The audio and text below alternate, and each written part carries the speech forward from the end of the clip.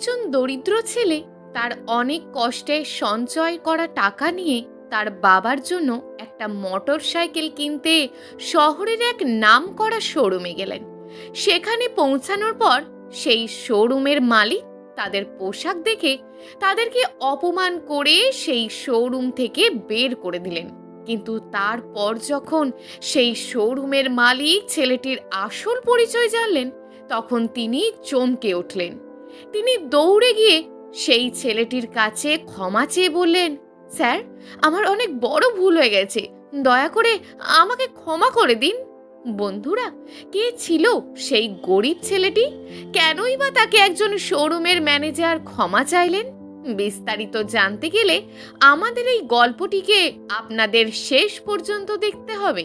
গল্পটি শুরু করার আগে আপনাদের কাছে আমার একটাই অনুরোধ, আমাদের চ্যানেলে যদি নতুন হন তাহলে দয়া করে আমাদের এই ছোট্ট চ্যানেলটিকে সাবস্ক্রাইব করে এগিয়ে নিয়ে যেতে সাহায্য করবেন এবং ভিডিওটি ভালো লাগলে নিচের কমেন্ট বক্সে আপনাদের একটি মূল্যবান মন্তব্য করে জানাতে ভুলবেন না। তো চলুন বন্ধুরা, শুরু করা যাক আজকের গল্প। বীরভূম জেলার এক ছোট্ট গ্রামে বাস করত রাহুল এবং তার বাবা সমীরণ বাবু। রাহুলের বয়স যখন মাত্র 10 বছর, তখন একটা দুর্ঘটনায় রাহুলের মা মারা যান। তারপর থেকে রাহুলকে তার বাবা কখনো তার মায়ের অভাব বুঝতে দেয়নি। তিনি সব সময় তার ছেলেকে আগলে রেখেছেন তার সাধ্য মতো। সমীরণ বাবু পেশায় ছিলেন একজন কৃষক। তিনি তার বাবার রেখে যাওয়া অল্প কিছু জমিতেই হাল চাষ করে তাদের দুজনের সংসার চালাতেন। সমীরণ বাবু সারাদিন মাঠে কঠোর পরিশ্রম করলেও তিনি কখনোই তার একমাত্র ছেলেকে মাঠে আসার কথা বলতেন না, কারণ সমীরণ বাবু সব সময় চাইতেন তার ছেলে যেন পড়াশোনা করে একদিন মানুষের মতন মানুষ হয়ে উঠতে পারে এবং একটি ভালো চাকরি করে তাদের এই সংসারের অভাব দূর করতে পারেন। অন্যদিকে রাহুল বাবু ছিলেন অত্যন্ত মেধাবী একজন ছাত্র। তিনি পড়াশোনাতে তো ভালো ছিলেনই, পড়াশোনা ছাড়াও তার নানান বিষয়ে ছিল অত্যন্ত দক্ষতা। ছোট থেকেই বই ছিল যেন তার নেশার মতন। রাহুল বাবু ক্লাসের সব থেকে নিম্নবিত্ত ছেলে হলেও তিনি পরীক্ষার ফলাফলের সময় সর্বদাই শীর্ষে থাকতেন। রাহুল বাবু মাধ্যমিক, উচ্চ মাধ্যমিক শেষ করে তিনি এখন স্নাতকের 2য় বর্ষে পড়েন। তিনি পড়াশোনার পাশাপাশি বেশ কয়েকটা বাচ্চাকে টিউশন পড়াতেন, যাতে করে তার হাত খরচার টাকাটা বাবার কাছে চাইতে না হয়। সমীরণ বাবু রাহুলকে শতবার বারণ করেছেন, তোকে মাঠে আসতে হবে না, তুই পড়াশোনা কর। কিন্তু তারপরেও রাহুল বাবু যেন তার বাবার কষ্ট দেখে থাকতেই পারেন না। তাই তিনি তার বাবার কথা উপেক্ষা করে তার বাবাকে সাহায্য করার জন্য মাঠে পৌঁছে যেতেন। তীব্র গরমে সূর্যের তাপের নিচে দুজনে একসাথে ফসল কাটতেন, বীজ রোপণ করতেন। তাদের দুজনের সম্পর্ক ছিল বাবা ছেলে কম বন্ধুত্বের বেশি। একদিন দুপুরে মাঠে কাজ করার সময় যখন ক্লান্ত হয়ে একটি গাছের নিচে সমীরণ বাবু ও রাহুল বসেছিলেন, তখন হঠাৎ করেই সমীরণ বাবু রাহুলকে বললেন, বাবা, তুই যখন চাকরি পাবি তখন আমায় একটা মোটর সাইকেল কিনে দিবি? রাহুল তখন তার বাবাকে বললেন, বাবা, তুমি তো মোটর সাইকেল চালাতেই পারো না, তুমি মোটর সাইকেল নিয়ে কি করবে? সমীরণ বাবু তখন হাসতে হাসতে বললেন, আমার না অনেক দিনের ইচ্ছে তোকে বাইকের পিছনে বসিয়ে বাজারে ঘুরে বেড়াবো। আমাদের দেখে তখন বাজারের সকলেই বলবে, দেখো দেখো রাহুলের বাবা কেমন বাইক চালাচ্ছে। তখন না আমার আনন্দে মনটা ভরে উঠবে জানিস। রাহুল তখন তার বাবার মুখের দিকে তাকিয়ে মুচকি হেসে বলেন, ঠিক আছে বাবা, তোমাকে আমি একটা মোটর সাইকেল কিনে দেব। রাহুল ভালো করে তার বাবার দিকে লক্ষ্য করে দেখলেন তার বাবার চোখে এক ফোঁটা অশ্রু। তিনি জানেন এই অশ্রু দুঃখের নয়, বরং আনন্দের। সেদিন থেকেই রাহুল মনস্থির করে যেভাবেই হোক সে তার বাবার স্বপ্ন পূরণ করবে। রাহুল বাবুও তার পরিশ্রম বাড়িয়ে দিলেন। তিনি তার পড়াশোনা করার পাশাপাশি কয়েকটি টিউশন আরো বাড়িয়ে দিলেন। এছাড়াও তিনি রাত্রে পার্ট টাইমের একটি কাজ করতে লাগলেন, যাতে করে তিনি কিছু অর্থ সঞ্চয় করতে পারেন। রাহুলের চোখে একটাই লক্ষ্য, তার বাবার স্বপ্নকে বাস্তবে রূপ দেওয়া। মাসের পর মাস কঠোর পরিশ্রম করে নিজের জন্য সামান্য পরিমাণ খরচা করে তিনি সঞ্চয় করতে লাগলেন। দেখতে দেখতে 1 বছরের একটু বেশি সময়ের মধ্যেই তার জমানো টাকার অংশ পৌঁছে গেল ৯৫,০০০ টাকা। একদিন সকালবেলা রাহুল ধীরে ধীরে তার বাবার রুমে প্রবেশ করলেন এবং বাবাকে ঘুম থেকে তুলে বললেন, বাবা, আজকে যেন তুমি মাঠে চলে যেও না, আজকে আমরা একটু শহরে যাব। সমীরণ বাবু অবাক হয়ে বললেন, কেন রে, শহরে গিয়ে কি করবি? রাহুল তখন একটি মুচকি হেসে বললেন, আহা, চলোই না, গেলেই বুঝতে পারবে। সমীরণ বাবু তখন তার ছেলের জোড়াজুড়িতে আর না করতে পারলেন না। দুজনেই স্নান করে খাওয়া দাওয়া করে শহরের উদ্দেশ্যে বেরিয়ে পড়লেন। শহরে পৌঁছানোর পর রাহুল বাবু তার বাবাকে নিয়ে গেলেন সেই শহরের একটি নামকরা বাইকের শোরুমে। শোরুমের ভিতরে ঢুকতেই চকচকে সাজিয়ে রাখা মোটরসাইকেলগুলোকে দেখে সমীরণ বাবু যেন হকচকিয়ে গেলেন। তিনি বিস্ময় ভরা চোখে রাহুলকে প্রশ্ন করলেন, কি রে বাবা, এখানে নিয়ে এলি বাইক দেখাতে? রাহুল তখন মুচকি হেসে বাবার হাতটা শক্ত করে ধরে বললেন, শুধু দেখতেই নয়, বাইক কিনতে এসেছি আমরা। তুমি বলেছিলে না বাবা যে তুমি আমাকে বাইকে চাপিয়ে বাজারে ঘুরতে চাও, তাই তো দেখো না, আজ তোমার জন্য আমি একটা বাইক কিনতে আসলাম। সমীরণ বাবু তখন তার ছেলেকে বললেন, কিন্তু বাবা, একটা বাইকের তো অনেক দাম, এত টাকা কোথায় পাবি? তখন রাহুল হেসে বলল, বাবা, আমি গত 1 বছর ধরে টিউশন পড়িয়ে আর পার্ট টাইম কাজ করে টাকাগুলো জমিয়েছি তোমার স্বপ্ন পূরণ করব বলে। আজ তোমার সেই ইচ্ছেটা পূরণ হবে। ছেলের মুখে এমন কথা শুনে সমীরণ বাবু চোখ জলে ভরে উঠল। তিনি ছেলের মাথায় হাত রেখে বললেন, দেখতে দেখতে তুই কত বড় হয়ে গেলি রে বাবা। রাহুল বাবু সমীরণ বাবু মিলে যখন তাদের পছন্দের বাইকটি ঠিক করছিলেন, ঠিক তখনই তাদের সঙ্গে ঘটে গেল এক অনাকাঙ্ক্ষিত ঘটনা। সেই শোরুমের ভিতরে থাকা একজন সেলসম্যান চিৎকার করতে করতে তাদের কাছে এসে বলতে লাগলেন, হেই, তোমরা কারা? তোমাদের এই শোরুমের ভেতরে ঢোকার অনুমতি কে দিল? এখানে তোমাদের কি দরকার? রাহুল তখন নরম কণ্ঠে সেই সেলসম্যানকে বললেন, কাকু, আমার বাবার জন্য একটা বাইক কিনতে এসেছি। তখন সেই সেলসম্যান তাদের দিকে ভালো করে দেখে বললেন, কি, তোরা কিনবি বাইক? তোদের অবস্থা দেখেছিস? তোদের দেখে তো মনে হচ্ছে তোরা কোনো ফুটপাতে থাকা লোকজন। একটা বাইকের কত টাকার দাম তোরা জানিস যে তোরা বাইক কিনতে এসেছিস? রাহুল তখন সেই সেলসম্যানকে বললেন, আপনি আমাদেরকে অসম্মান কেন করছেন? আমরা তো টাকা সঙ্গে করে নিয়ে এসেছি বাইক কিনতে। দয়া করে আমাদের সাথে এরকম ব্যবহার করবেন না। শোরুমের ভিতরেই চেঁচামেচি দেখে বেরিয়ে আসলেন সেই শোরুমের ম্যানেজার রদ্দুর চৌধুরী। তিনি এসে সেলসম্যানকে প্রশ্ন করলেন, কি হয়েছে, এখানে তোমরা এত চিৎকার চেঁচামেচি করছো কেন? এটা কি হাট বাজার না শোরুম? তখন সেই সেলসম্যান জোর গলায় চিৎকার করতে করতে বলেন, দেখুন না স্যার, এই গেও ভূতটা এসে বলছে সে নাকি বাইক কিনবে। আপনি বলুন স্যার, এদেরকে দেখে কি মনে হচ্ছে যে এরা দুজন বাইক কিনতে এসেছে? শোরুমের ম্যানেজার তখন তাদের দুজনের দিকে একবার ভালো করে তাকিয়ে বললেন, কত টাকা আছে তোমাদের কাছে? রাহুল তখন নরম গলায় বললেন, স্যার, আমি ৯৫,০০০ টাকা নিয়ে এসেছি। শোরুমের ম্যানেজার তখন বললেন, কিন্তু আমাদের এখানে বাইক তো শুরুই হচ্ছে ১,৫০,০০০ টাকা দিয়ে, তাই আমার মনে হয় না যে তোরা এত টাকা দিয়ে বাইক কিনতে পারবি। তার চেয়ে ভালো হবে তোরা দুজন দুটো সাইকেল কিনে চালাগা। কথাটা বলেই সেলসম্যান ও ম্যানেজার দুজনেই হাসতে লাগলেন। সমীরণ বাবুর চোখে জল। তিনি এত অপমানিত এর আগে কখনো হননি।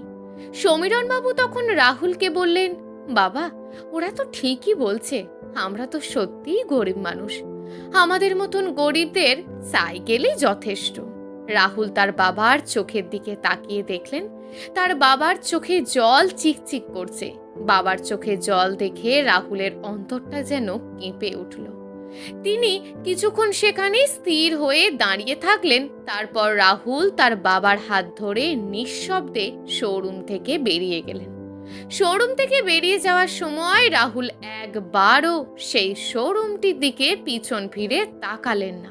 তার বাবা জীবনে অনেক কষ্ট সহ্য করেছে, কিন্তু কোনোদিন নিজেকে এত ছোট, এত অপমানিত অনুভব করেননি। রাহুল জানে তার বাবা একজন সাধারণ কৃষক, কিন্তু তারও আত্মমর্যাদা আর ভালোবাসা এবং তার স্বপ্নের কাছে টাকা পয়সার কোনো মূল্যই নেই। আজ তার সেই বাবার চোখে জল, এটা সে কোনো দিনও মেনে নিতে পারবে না। সেদিন রাহুল মনে মনে প্রতিজ্ঞা করে তার বাবাকে করা এই অপমানের উত্তর সে দেবে, কিন্তু সেটা কোনো প্রতিশোধ নিয়ে নয়, বরং সফলতার মাধ্যমে। সেদিন রাহুল মনের দুঃখে বাড়ি ফিরে আসে।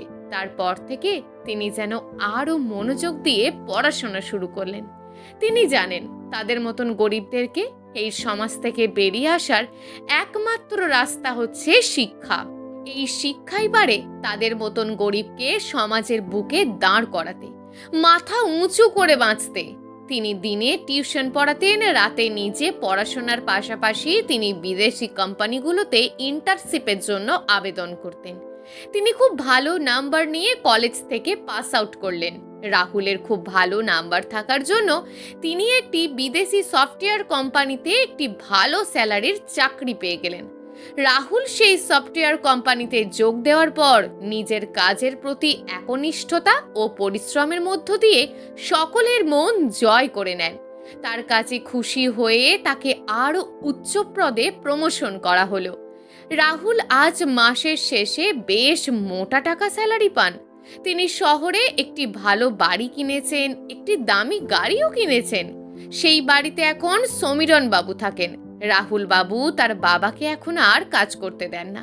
তিনি এখন বেশ আরামে জীবন যাপন করছেন। কিন্তু এত সুখের মাঝেও সমীরণ বাবুর একটাই আক্ষেপ, আজ কত বছর হয়ে গেছে সে তার ছেলেকে দেখেনি। রাহুল বাবু যখনই তার বাবাকে ফোন করে তখনই সমীরণ বাবু তার ছেলেকে বলেন, বাবা তুই কবে দেশে ফিরবি রে? আজ কতদিন হয়ে গেল তোকে দেখিনি। আমার তোকে ছাড়া একা একা থাকতে আর ভালো লাগে না রে বাবা, তুই যত দ্রুত সম্ভব বাড়ি ফিরে আয়। তখন রাহুল বাবু তার বাবাকে সান্ত্বনা দিয়ে বললেন, বাবা আর কয়েকটা দিন অপেক্ষা করো, আমি খুব শীঘ্রই দেশে ফিরবো এবং তোমার সাথেই ওখানে থাকবো। এইভাবে কেটে যায় আরো কয়েক মাস। তারপর একদিন রাহুল দেশে ফেরেন। একদিন হঠাৎ করেই তার বাবাকে চমকে দিয়ে রাহুল বাড়ি ফিরে আসে। রাহুলকে দেখে তার বাবা যেন চোখের পাতা ফেলতে পারছে না। ছেলের একই রূপ হয়েছে, যেমনি গায়ের রং তেমনি স্বাস্থ্য, পরনে তার দামি পোশাক, হাতে দামি ঘড়ি, চোখে দামি চশমা। তাকে দেখে আজ কেউ বলতেই পারবে না সে এক গরিব কৃষকের ছেলে। সমীরণ বাবু তার ছেলের এমন রূপ দেখে তার দু চোখের পাতা জলে ভরে যায়। তিনি ছেলের মাথায় হাত বুলিয়ে আশীর্বাদ করে বললেন, বাবা তুমি আরো বড় হও। পরদিন সকালে রাহুল বাবু বাজারে গেলেন তার বাবার জন্য কিছু কেনাকাটা করতে। যেতে যেতে তিনি একটি দোকান দেখে থমকে গেলেন। হঠাৎ তার মনে পড়ে গেল 5 বছর আগে তাদেরকে করা সেই অপমানের কথা। রাহুল বাবু তখন পকেট থেকে ফোন বের করে তার এক কলিগকে ফোন করেন। তাকে নির্দেশ দিলেন, তুমি সাধারণ পোশাক পরে আমার পাঠানো এই ঠিকানায় যাও এবং সেখানে গিয়ে সবথেকে দামি বাইকটি পছন্দ করো। কিছুক্ষণ পর আমি সেখানে গিয়ে গাড়িটি পেমেন্ট করছি। স্যারের কথা মতো সেই কলিগটি সাধারণ পোশাক পরে সেই বাইকের শোরুমটিতে গেলেন। সেখানে গিয়ে তিনি সেলসম্যানকে বললেন, স্যার আমি একটি বাইক নিতে এসেছি, এই শোরুমের সবথেকে দামি বাইক কোনটি আমাকে একটু দেখান তো। আগের মতন আজও সেই শোরুমের স্টাফদের কোনো পরিবর্তন নেই। রাহুল বাবুর কলিকের সাধারণ পোশাক দেখে সেই শোরুমের স্টাফেরা তাচ্ছিল্য করতে থাকে। ঠিক তখনই এগিয়ে আসে সেই শোরুমের ম্যানেজার।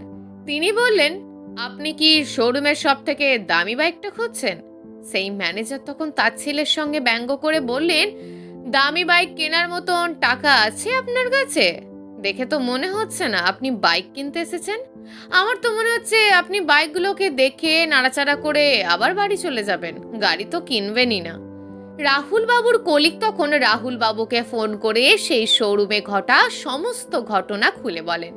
রাহুল বাবু তার কলিগকে নির্দেশ দিলেন যে তুমি সেই ম্যানেজারকে বলো তাদের শোরুমে সবথেকে দামি গাড়িটির কাগজপত্র তৈরি করতে, আর বলো যে আমার স্যার আসছেন, উনি এসে বাইকের টাকা পেমেন্ট করবেন।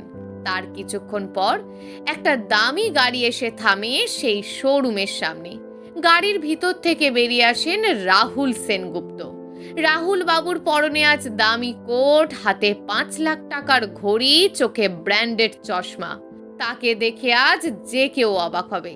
দামি গাড়ি দেখা মাত্র সেই শোরুমের কয়েকজন স্টাফ ছুটে গেলেন তাকে আমন্ত্রণ জানানোর জন্য। আগের রাহুল আর আজকের রাহুলের মধ্যে যেন কোনো মিল নেই। আজ তার কাছে কোনো কিছুরই অভাব নেই। ব্যাংকে আছে কোটি কোটি টাকা, হাতে আছে ক্ষমতা। তিনি চাইলে যে কোনো মুহূর্তে এরকম 5টি শোরুম কিনে নিতে পারেন। রাহুল বাবু ধীর পায়ে হেঁটে হেঁটে সেই শোরুমের ভিতরে প্রবেশ করলেন। শোরুমে প্রবেশ করতেই সেই ম্যানেজার তার কাছে দৌড়ে এসে বলেন, স্যার আসুন আসুন, কি খাবেন বলুন, চা না কফি? রাহুল বাবু তখন একটু মৃদু হেসে তার চোখ থেকে সানগ্লাসটি খুললেন।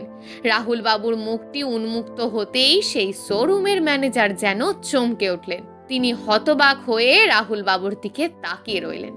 রাহুল বাবুকে চিনতে তার একদমই দেরি হলো না। রোদ্দুর বাবু যেন হাঁটু কাঁপছে, গলা শুকিয়ে আসছে।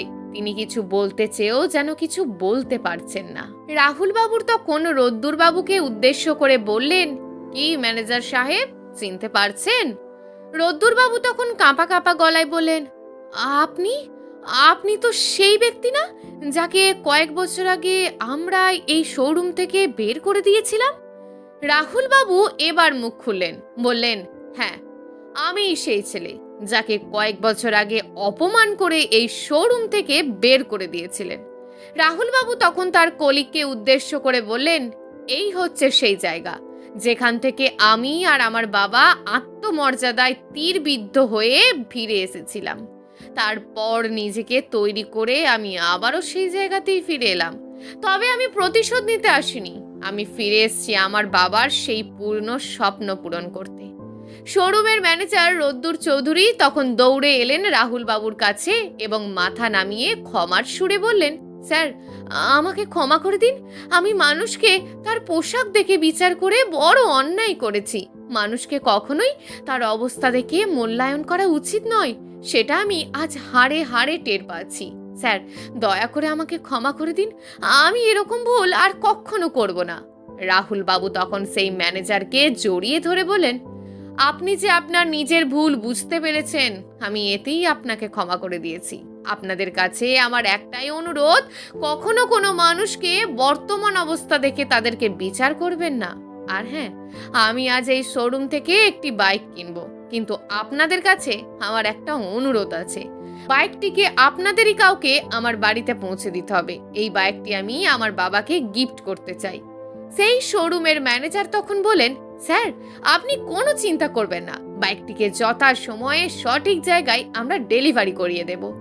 রাহুল বাবু তখন সেই গাড়িটির অ্যামাউন্ট পেমেন্ট করে বাড়ি চলে গেলেন। পরদিন সকালে রাহুল বাবু তার বাবার চোখে একটি কালো কাপড় বেঁধে বাড়ির বাইরে বের করে আনলেন। বাড়ির বাইরে নিয়ে এসে রাহুল বাবু তার বাবার চোখে বাঁধা কাপড়টি খুলে দিলেন।